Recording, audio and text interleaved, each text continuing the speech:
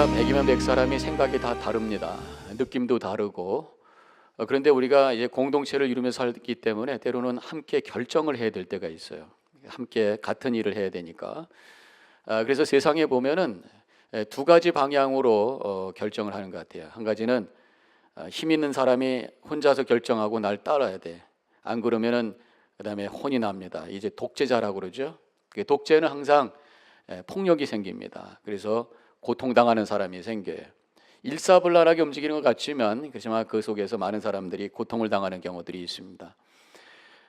또 한 가지는 많은 사람들과 함께 같이 결정을 하는데 민주적인 방법을 통해서 결정을 하죠. 소위 투표를 통해서 결정을 하게 되는데 그 또한 쉬운 것은 아닙니다. 거기에 이제 정치가 생기면서 서로 자기의 팀을 만들려고 그러고 옥신각신하면서 또 힘겨루기가 생기게 되고, 미국의 대선도 보면은 또 비방하고 거짓말하고 그러면서 참 힘들어지는 그런 과정을 보게 되죠. 그래도 민주주의가 독재보다는 낫다고 생각해서 미국은 그런 민주주의적인 그런 절차를 통해서 어떤 결정을 해 나가는 것을 우리가 보게 됩니다. 그 또한 쉬운 것은 아니죠. 저는 그렇게 믿습니다. 우리 믿음의 공동체, 이 교회는 이 힘도 아니고 정치도 아닌 믿음을 통해서 하나 될 수 있는 공동체가 되어야 된다고 믿습니다. 그렇기 때문에 이 세상보다는 훨씬 더 한마음 한뜻이 되는 것이 쉬워야 돼. 우리의 통치자는 하나님이시기 때문에 하나님을 믿는 믿음 안에 우리가 모였기 때문에 충분히 그렇게 될 수 있다고 믿습니다. 교회는 단순히 내 개인적인 어떤 목적을 이루기 위해서 모인 게 아니에요. 여러분들의 개인적인 목적을 위해서 이 자리에 오신 것이 아니라 하나님께서 우리를 구원하시고 하나님께서 불러주셔서 우리가 이 자리에 와 있다고 믿습니다. 이사야 43장 1절에도 분명히 하나님께서 말씀하시기를 내가 너를 구속하였고 내가 너를 지명하여 불렀나니 너는 내 것이다 이렇게 말씀하셨어요. 한 사람 한 사람을 구원하시고 이름을 부르셔서 이 자리로 불러놓으시고 그래서 하나님을 향해서 엎드려 경배하게 하신 것, 그것이 바로 교회라고 하는 것이. 그 때문에 교회는 어떤 사람도 주인 행세할 수가 없어요. 교회는 교회의 주권자이시고 주인이시고 통치자가 바로 우리의 하나님이심을 우리는 분명하게 고백해야 될 줄로 믿습니다. 바로 예배가 그런 시간, 예배가 하나님만이 우리의 통치자이시고 주관자라고 하는 것을 고백하며 엎드려지는 시간이라는 거예요. 그렇기 때문에 교회의 가장 중요한 덕목 중에 하나가 바로 겸손이다. 하나님 앞에 우리가 엎드려지는 겸손, 또 성도들 서로를 귀하게 여기면서 섬기는 겸손, 그 겸손을 통해서 공동체가 만들어지고 그 공동체를 통해서 하나님의 뜻이 이루어지게 되는 줄로 믿습니다. 겸손은 신앙의 기본 자세다. 제가 누누이 말씀을 드려요. 태권도의 기본 자세는 기마 자세, 신앙의 기본 자세는 겸손이라는 거예요. 겸손이 뭡니까? 내가 죄인인 것을 인정하는 게 겸손이에요. 그래서 하나님 앞에 내가 죄인인 것을 인정하는 겸손을 가지고 나올 때 십자가가 보이게 되고 그 십자가의 능력이 체험되게 되는 것입니다. 겸손이라고 하는 것은 하나님의 은혜 없이는 내가 살 수 없는 존재라고 하는 것을 인정하면서 엎드려지는 거예요. 그때 하나님의 은혜가 내 속에 충만하게 채워지게 되는 줄로 믿습니다. 겸손이라고 하는 것은 모든 이 자리에 있는 분들 하나님께서 사랑해 주셔서 십자가에 달려 돌아가셨고 예수님을 보내주셨고 그 안에 성령을 보내주셔서 귀한 존재라고 하는 것을 고백하면서 섬기는 것, 거기서 아름다운 신앙의 공동체가 만들어지게 되는 줄로 믿습니다. 그런데 문제는 겸손해지는 것이 쉽지가 않다라는 거예요. 왜냐하면 우리의 죄성이라고 하는 것은 우리로 하여금 교만하게 만드는 거예요. 가만히 있으면 교만으로 흘러갑니다. 누가 안 가르쳐줘도 다 교만해. 내 중심적으로 살려고 그러고 내 마음대로 하고 싶은 것이 우리 인간의 죄성이고 속성이에요. 그렇기 때문에 이 겸손이라고 하는 것은 그러한 속성을 거스르는 거기 때문에 힘들어요. 쉽지가 않아요. 내 마음대로 되는 게 아닙니다. 그래서 우리가 진정으로 겸손하기 위해서는 내 마음대로 되는 것이 아니라 예수님의 마음을 품어야 될 줄로 믿습니다. 그래서 오늘 5절의 말씀에도 이렇게 말씀하고 있어요. 다 같이 함께 읽도록 하겠습니다. 너희 안에 이 마음을 품으라 곧 그리스도 예수의 마음이니. 내 마음속에 예수님의 마음이 품어져야 거기서 겸손하게 된다는 거예요. 왜냐하면 예수님의 마음이 겸손하기 때문에. 그래서 예수님께서 친히 직접 말씀하시기를 마태복음 11장 9절에서 나는 마음이 온유하고 겸손하니 나의 멍에를 메고 내게 배우라. 그리하면 너의 마음이 쉼을 얻으리라 그랬어요. 예수님의 마음은 온유하고 겸손해서 그것을 배우고 그것을 품을 때에 우리 속에서 싸움과 갈등은 사라지기 시작하고 평안이 오게 되고 거기서 진정한 쉼이 일어나게 된다는 말씀이에요. 그러면 어떻게 하면은 예수님의 마음이 내 마음이 될 것인가? 내 마음에 예수님의 마음을 품을 것인가? 그것은 주님과 통해야 되는 거예요. 주님과 만나야 되는 거예요. 예수님과 교제해야 되는 거예요. 예수님과 통할 수 있도록 도와주시는 분이 계시는데 그분이 성령인 줄로 믿습니다. 제가 축도할 때 이제는 우리 주 예수 그리스도의 은혜와 하나님의 사랑과 성령의 뭐라고 그래요? 교통하심이. 교통이 뭡니까? 자동차 왔다 갔다 하는 트래픽이 아니라 교통이라고 하는 것은 커뮤니언, 통하는 거란 말이에요. 성령께서 역사하실 때 주님과 내가 통해지게 되는 줄로 믿습니다. 그래서 주님의 마음이 내 마음이 돼요. 그래서 내 속에 겸손이 만들어지게 되고 그 겸손을 통해 놀라운 역사가 일어나게 되는 줄로 믿습니다. 오늘 말씀에도 보면 1절에 성령의 무슨 교제나 그렇게 해요. 이 교제라고 하는 것이 바로 커뮤니언, 교통이라는 거예요. 그렇기 때문에 교회는 성령 충만해야지 진정한 교회가 되는 거예요. 교회의 출발, 교회의 시작이 언제입니까? 바로 오순절 성령 강림 사건을 통해서 교회가 시작이 된 거예요. 그때 120명이 모여서 열심히 기도할 때 성령께서 역사하시고 그때 일어서서 복음을 증거하기 시작하고 그때부터 3,000명, 5,000명 그러면서 세상으로 복음이 전해지면서 교회가 시작이 됐단 말이죠. 성령이 역사해야 교회가 교회되는 줄로 믿습니다. 성령께서 역사하실 때 내 안에 예수님의 마음이 채워지게 되고 품어지게 되고 겸손하게 되고 주님을 섬기고 서로 섬기면서 거기서 아름다운 교회가 세워지는 거란 말입니다. 오늘 본문으로 돌아가서 본문의 말씀에 예수님의 마음, 이 겸손을 표현하는 다른 3개의 단어를 찾게 됩니다. 그 첫째가 바로 비움이라는 단어가 나와요. 6절과 7절에는 있는 말씀을 같이 함께 읽도록 하겠습니다.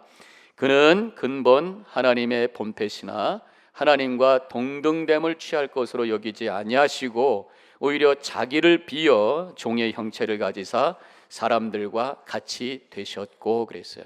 여기서 비움이라는 단어가 나옵니다. 비운다고 하는 건 뭡니까? 내가 가지고 있었던 어떤 그 특권과 나의 명예를 내려놓는 거예요. 다른 표현으로 오늘 말씀에는 하나님과 동등됨을 취할 것으로 여기지 아니한 것, 이것이 비움이라고 말씀하고 있어요. 예수님은 원래 하나님과 같은 분이에요. 삼위일체 하나님과 같은 분이에요. 하나님은 만왕의 왕이시고 만주의 주시기 때문에 예수님도 똑같은 분입니다. 근데 그것을 내려놓으셨어요. 마음을 비우셨어요. 그래서 인간이 되셔서 이 땅에 오셨고 십자가에 달려 돌아가셔서 우리의 구원을 이루어 주신 거란 말입니다.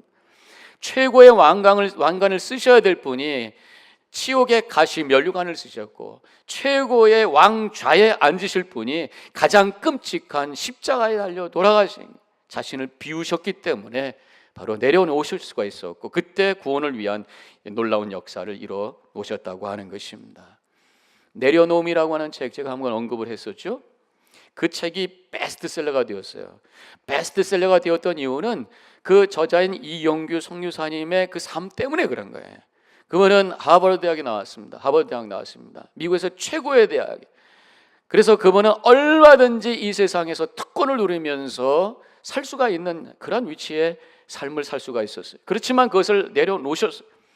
하나님의 부르심을 받아서 그는 몽골로 가서 선교사가 되었고 지금은 말레이시아 무슬림 지역에 있는 인도네시아로 가셔서 거기서 하나님을 섬기고 있어요. 이 비움의 모습, 낮아진 모습을 내려놓으신 모습을 친히 보여주셔서 사람들이 거기에 은혜 받고 도전을 받았기 때문에 베스트셀러가 되었단 말이죠. 이렇게 드라마틱한 이야기가 아닐지라도 우리 주변에 얼마든지 이 비움의 모습을 보게 됩니다. 제가 부목사로 또 있었던 아콜라 교회에 있을 때에 어떤 분이 나와서 간증을 하시는데 그분은 화장실에서 은혜를 받으셨어요. 어떤 은혜를 받았냐면 화장실에 이제 앉아 계시는데 밖에서 누가 들어와 가지고 콧노래로 찬양을 부르면서 열심히 닦고 쓸고 하고 있는 것을 보게 됐습니다. 누군가 그러고 문틈을 나서 보니까 그 교회 젊은 집사님이신데 그분은 지금은 장로님이 되셨어요. 어느 대학의 교수시죠. 미국에 와서 성공적인 삶을 산 분이시요. 많은 사람들에게 존경받고 얼마든지 그 밑에서 또 위에 그분을 향해서 이렇게 존경해 주는 그런 분인데 교회에 오셔서 아무도 안 보는 그 화장실에 가서 그것을 닦고 씻으면서 그것도 기뻐서 하나님을 향해 콧노래를 부르고 있는 그 모습을 보면서 이게 진정으로 예수 믿는 거구나 라고 하는 것을 자신은 그 속에서 배웠고 나 자신도 그렇게 살기를 원합니다 라는 간증을 했던 것을 제가 기억을 합니다. 바로 이것이 비움의 모습이라고 하는 것이, 비움이라고 하는 것은 하나님처럼 행세하던 자리에서 내려오는 것이, 우리가 내가 하나님입니다 라고 얘기는 하지 않죠. 간혹에 이름을 이상하게 짓는 분도 있어요. 미국의 어떤 분이 이름을 뭐라고 적냐면 I am who I am. 예수님 저 성경에 보면은 내가 스스로 있는 자다라고 하는 영어 표현이잖아요. 자기가 하나님이라는 거예요. 그래서 등록을 하려고 그랬더니 안 된다고 그래가지고 따름 이름 바꿨다고 그러는데, 물론 내가 하나님입니다 얘기하는 사람들 많지 않지만 하나님처럼 행세하려고 하는 사람들이 많아요. 하나님처럼 행세한다는 게 뭡니까? 내가 모든 것의 기준이 되는 것이, 나만 옳아요, 내 의견하고 다르면 다 틀린 거예요. 그러다 보니까 타협과 대화가 되지 않아요. 맨날 싸워요. 결국은 나를 비운다고 하는 게 뭐냐? 내가 판단하고 내가 조정하려고 하는 마음을 내려놓는 것이, 내 뜻대로 다 돼야 된다는 생각을 내려놓는 것이, 내 판단만 옳다는 것을 내려놓고 나도 틀릴 수 있다라고 하는 것을 인정하는 것이, 다른 사람 속에도 성령님이 계심을 믿으면서 그 사람이 어떻든 그 사람의 생각도 같이 있다고 하는 것을 인정하면서 그 사람의 말을 듣고 함께 대화하면서 협력하는 그런 삶을 사는 거예요. 이것이 바로 나를 비운 모습이라고 하는 것입니다. 불교에서는 이 비운 모습을 해탈이라고 그러죠. 모든 집착과 욕심의 생각에서 빠져나오는 것이라는 것입니다. 자신을 아무것도 아닌 무의 상태로 만들어가는 것이, 이렇게 해탈의 경험을 한 유명한 스님이 계신데 성철 스님이라는 분이 있어요. 수십 년 동안 돌을 닦아가지고 나중에 한마디를 했는데 그 한마디가 유명해졌어요. 산은 산이고 물은 물이로다. 아니, 산은 산이고 물은 물이지. 근데 거기에는 심오한 뜻이 있다는 거예요.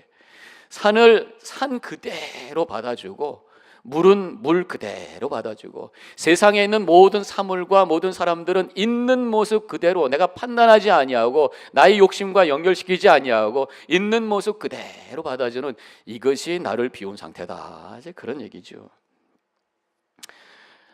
이 기독교의 비움과 불교의 비움의 차이를 우리가 생각을 해보면, 불교의 비움은 바로 나를 이렇게 비우는, 내 것을 버리면서 비우는 거예요. 그런데 기독교의 비움은 뭐냐?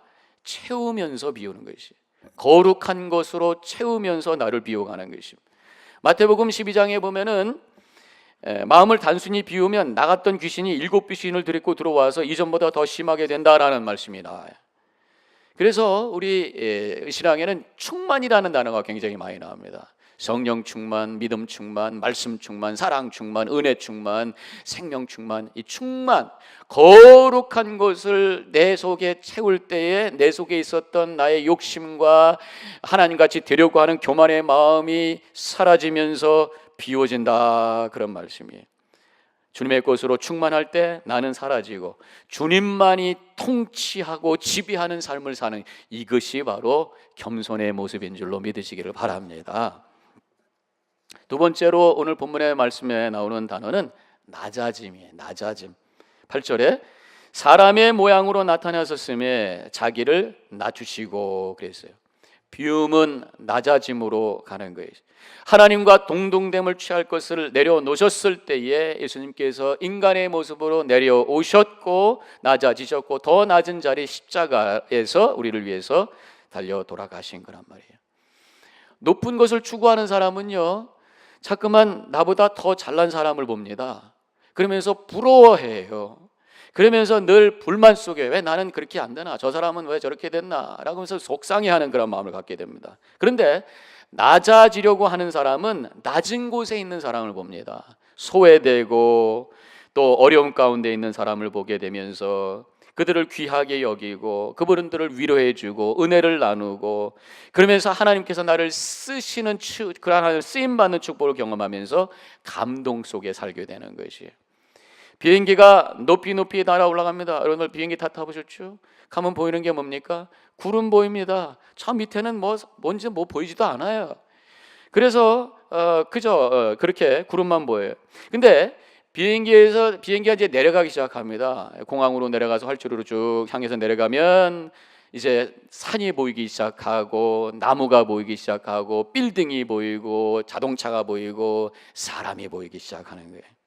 저는 여기서 깨달아지는 것이, 우리가 교만하고 위 것만 찾는 사람들은, 그런 어떤 교만한 것만 추구하는 사람들은 뜬구름만 보는 거예요. 허상만 보는 거예요. 그러면서 행복하지 않아요. 근데 내려가는 사람은 사람들의 마음과 눈물이 보이고 그 사람들의 외로움이 보이기 시작하면서 국률함을 가지고 다가가면서 그들을 끌어안고 함께 기도할 수 있는 그러한 마음을 갖기 시작하는 거란 말이에요. 겸손은 긍휼함으로 흘러가게 된다고 하는 것입니다. 미국의 1920년대에 대법관으로 유명하셨던 분이 계셔요. 찰스 에반스 휴즈라고 하는 분이 계시는데, 이분에 대한 일화가 하나 있습니다. 이 대법관이 되셔가지고 워싱턴 DC로 이사 오게 되었어요. 이 대법관이라고 하는 것은 굉장히 높은 위치잖아요. 그런데 이분은 아버님이 침례교 목사님이시고 신앙이 좋으신 분이십니다. 겸손하신 분이에요. 이사를 오자마자 교회를 찾았습니다. 그래서 워싱턴 DC 근교에 있는 침례교회를 결정하시고 그 교회에 등록을 했어요. 이제 주일날 그 등록하신 분들을 소개하는 시간이 되었습니다. 이름을 부르면 앞으로 쭉 나왔어요. 근데 그 주위에 10명이 소개가 되었습니다. 제일 먼저 이름을 부른 분은 서부에서 온 가난해 보이는 남루한 옷을 입은 중국 노동자였어요. 그 당시 1920년대란 말이죠. 그리고 백인 교회입니다. 나도 용기 있게 그 교회에 들어온 거예요. 그래서 아무튼 부르니까 앞으로 나와가지고 왼쪽에 이렇게 섭니다. 쭉 그리고 구석에 이렇게 섰어요. 그 다음에 두 번째 사람 불렀습니다. 그 사람은 일로 안 가고 일로 갑니다. 세 번째 사람도 이쪽으로 갑니다. 네 번째 사람도 일로 갑니다. 아홉 번째 사람까지 한 명 있고 8명이 있고, 그 다음에 마지막으로 이 대법관 이름을 불렀을 때 이분은 뚜벅뚜벅 가가지고 이 중국 사람 옆에 서게 됐어요. 그때 목사님이 나와서 두리번 보시더니 이렇게 말씀하셨다는 거예요. 여러분, 지금 앞에 서 있는 모습을 통해서 우리 예수님께서 달리신 십자가는 한쪽으로 기울어지지 있지 않다고 하는 것, 균형 잡힌 모습이라고 하는 것을 보여주셨습니다. 그렇게 얘기했다는 거예요. 가장 낮은 그분 옆에 가장 크신 분이 함께 서감으로 균형을 잡아주셨다, 이제 그런 의미겠죠. 바로 겸손은 이렇게 약한 자와 소외된 사람, 거절된 사람, 낮은 곳으로 가는 것임을 바로 그 이야기 속에서 우리에게 보여주고 있다고 하는 것입니다. 우리 주님께서는, 하나님께서 가장 원하시는 것은 바로 겸손이, 야고보서 4장 6절에서 하나님이 교만한 자를 물리치시고 겸손한 자에게 은혜를 주신다 하였느니라, 이렇게 말씀하셨어요. 왜 우리 하나님께서는 겸손을 원하시는가? 바로 그것은 낮아지는 것만큼 은혜를 채울 수 있기 때문에 주님께서는 우리에게 겸손을 원하시는 줄로 믿습니다. 은혜는 하늘로부터, 주님께로부터 내려오는 거예요. 물같이 흘러오는 거란 말이에요. 낮아지는 것만큼 하나님의 은혜가 체험되고, 낮아지는 것만큼 하나님의 사랑이 체험되고, 낮아지는 것만큼 하나님의 능력이 체험되는 줄로 믿으시기를 바랍니다. 호수를 보면은 다 비슷하게 보이지만 사실은 그 깊이에 따라 물의 양은 다른 거예요. 어떤 호수는 몇 피트 정도 되는 호수가 있을 수 있어요. 어떤 호수는 막 100피트 이렇게 깊은 호수가 있을 수 있어요. 낮아지는 것만큼 그의 호수의 물은 많은 거예요. 깊은 호수일수록 그 속에 물고기가 많고 큰 물고기가 살게 되어 있습니다. 마찬가지로 낮아지는 것만큼 깊은 은혜가 체험되고, 낮아지는 것만큼 하나님의 생명의 능력이 역사하게 되는 줄로 믿습니다. 우리가 높이 뛰려면 몸을 많이 낮춰야 돼요. 점핑하려면 낮춰야 돼요. 높이 뛰려면 뛸수록 낮아져야 용실처럼 뛰어 올라가는 힘이 있어요. 우뚝 서가지고 그리고 턱을 이렇게 세워가지고 점프가 안 됩니다. 깨끗발밖에 안 되는 거예요. 마찬가지로 영적인 세계로 우리가 점핑에 들어가려면 낮아지셔야 돼요. 겸손할 때에 주님 만나게 되고, 겸손할 때에 하나님의 사랑이 체험되고, 겸손할 때에 하나님의 말씀이 깨달아지게 되는 줄로 믿습니다. 겸손은 하나님 나라로, 영적인 세계로 들어가는 길이라고 하는 것이. 전해오는 얘기가 하나 있어요. 중세 때 아바 아키리우스라고 하는 사제가 있는데, 이 아바자가 들어가면 아주 굉장하신 분이란 말이에요. 그분이 한 번은 지나가는데 마귀를 만났대요.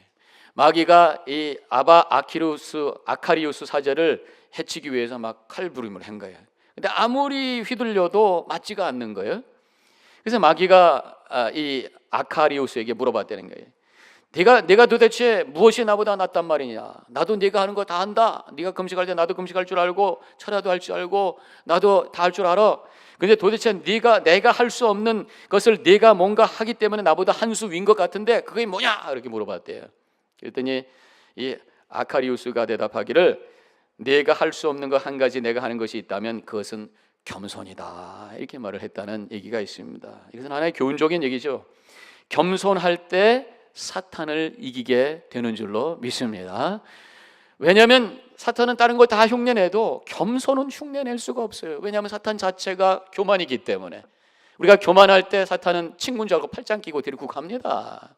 그러나 겸손할 때 사탄은 도망가게 될 줄로 믿습니다. 세 번째, 오늘 본문에서 겸손하고 관계되는 단어는 바로 복종이라는 단어가 나와요. 8절 하반절에 죽기까지 복종하셨으니 곧 십자가에 죽으심이라, 이런 말씀이 나옵니다. 예수님도 인간의 몸을 입으셨기 때문에 하나님의 뜻을 순종하고 복종한다고 하는 게 쉽지가 않았어요. 십자가에 달리는 주님의 뜻을 이루기 위해서 몸부림치셨던 것을 우리가 보게 됩니다. 영화 The Passion of the Christ라고 하는 영화의 한 장면을 여러분들이 기억하시죠? 예수님께서 십자가에 기도하시던, 십자가 지시기 전에 기도하시던 겟세마네 동산의 기도의 모습을 기억을 해봅니다. 그 영화는 영어로 대사를 하지 않았어요. 아람어로 했습니다. 예수님께서 하셨던 그 언어를 직접 했어요. 그래서 예수님께서 기도하실 때도 Lord 그렇게 하지 않았어요. 아도나이 그러면서 기도하셨던 것이 기억나는데, 막 서서 기도하시다가 나중에는 땅에 엎드려서 몸부림치면서 기도하시다가 얼굴을 이렇게 들었을 때 막 핏방울이 맺혀 있는 모습을 보게 됩니다. 예수님도 이렇게 몸을 가지셨기 때문에 주님의 뜻을 하나님의 뜻을 순종한다는 게 어려웠다는 거예요. 하물며 우리 인간이라고 하는 것이 얼마나 어렵겠어요. 그렇기 때문에 우리 하나님의 뜻을 온전히 순종하는 것은 우리의 힘으로 되는 것이 아니라 성령께서 역사하실 때 가능하게 되는 줄로 믿습니다. 또한 우리가 순종하려고 결단할 때에 성령께서 역사하셔서, 내 안에 계신 성령께서 역사하셔서 순종할 수 있는 능력을 주시는 줄로 믿으시길 바랍니다. 우리가 의지적으로 결단하지 않으면 역사하지 않아요. 내가 순종하기를 원합니다. 순종할 수 있는 능력 주옵소서. 주님을 향해 기도할 때에 성령께서 역사하셔서 하나님께서 주시는 힘을 가지고, 능력을 가지고, 성령의 능력 가지고 순종하며 살게 되는 줄로 믿으시기를 바랍니다. 우리의 믿음에는 두 가지 차원이 있어요.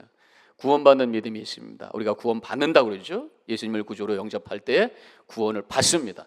그런데 거기서 끝나는 것이 아니라 구원을 이루기를 원하셔요. 오늘 본문의 말씀 12절 하반절에 항상 복종하여 두렵고 떨림으로 너의 구원을 이루라 그랬어요. 주님께서 우리의 믿음 하나 보시고 의롭다고 인정해 주셨어요. 하나님의 자녀라고 인정해 주셨어요. 이제 그 다음부터 해야 될 것은 정말 의로운 삶을 살아가고 거룩한 삶을 살아가고 하나님의 자녀답게 살아가서 구원을 이루어가야 된단 말이에요. 그 이루는 방법이 바로 복종이고 순종이라고 말씀하셨어요. 자, 우리가 순종하고 나아갈 때에 우리 안에 거룩함이 이루어지고 하나님께 쓰임받는 삶이 되고, 더 나아가서 주님께서 계획하신 우리를 향한 축복의 뜻이 이루어지게 되는 줄로 믿으시길 바랍니다. 우리가 축복을 누리고 하나님의 뜻 안에 행복하게 사는 것도 주님께서 원하시는 것이고, 그것도 구원을 이루는 차원이라고 하는 것을 우리는 기억하셔야 돼요. 구약을 보면은 주님께서 우리에게 축복을 선언해 주시죠. 나가도 복을 받고 들어가도 복을 받고 말씀하실 때 거기 항상 조건이 있어요.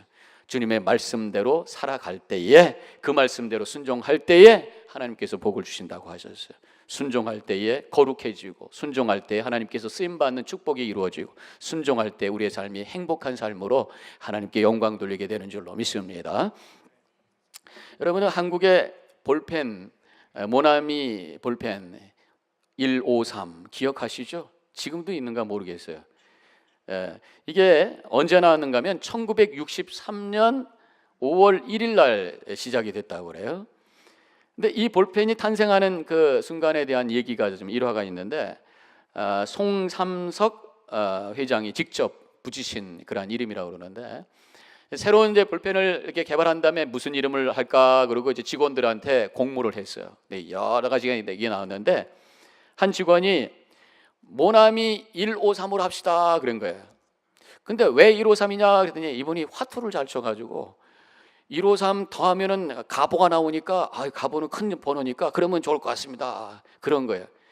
근데 왜 153이냐? 225도 있고 234도 있고 135도 있는데 그랬더니 그냥 발음이 좋아서요 그렇게 얘기했다는 거예요. 그런데 이분이 송삼석 회장님이 크리스찬이에요. 근데 이 소리를 듣고 어디서 많이 들은 숫자가 기억이 나는 거예요. 그게 뭡니까? 요한복음 21장에 나오죠. 예수님께서 부활하셔서 이제 제자들을 만나 갈릴리에 갔더니 제자들이 물고기 잡고 있는데 하나도 못 잡은 거란 말이에요. 그래서 베드로가 이제 못 잡았어요. 예수님께서 깊은 독에 가서 오른쪽에 그물을 던져라 그랬단 말이에요. 그 주님의 말씀이니까 내가 순종해서 던집니다. 던졌더니 잡았는데 물고기가 153마리가 잡혔다. 이 153마리라고 하는 것은 뭐 성경학자들이 여러 가지로 해석합니다만은 가장 많은 사람들이 받아지는 게 뭐냐면 그 당시에 거기에 153가지의 물고기가 있었을 거잖아요. 모든 물고기들을 많이 잡았다 이제 그런 표현이라는데, 아무튼 153이 그 번호인 거예요. 그러면서 이 송삼석 회장님이 하나님께서 주신 이름이다. 하나님께서는 이 고수도 좋아하는 그분을 통해서도 역사하시는구나. 그러면서 그것을 하나님의 뜻으로 받았어요. 그리고 그가 결단합니다. 하나님, 내가 이제 이것을 시작하면서 베드로가 순종함으로 말미암아 하나님의 축복을 받았던 것처럼 나도 내 인생에 하나님의 말씀대로 순종하며 살겠습니다 결단하면서 믿음 생활 잘하게 되었어요.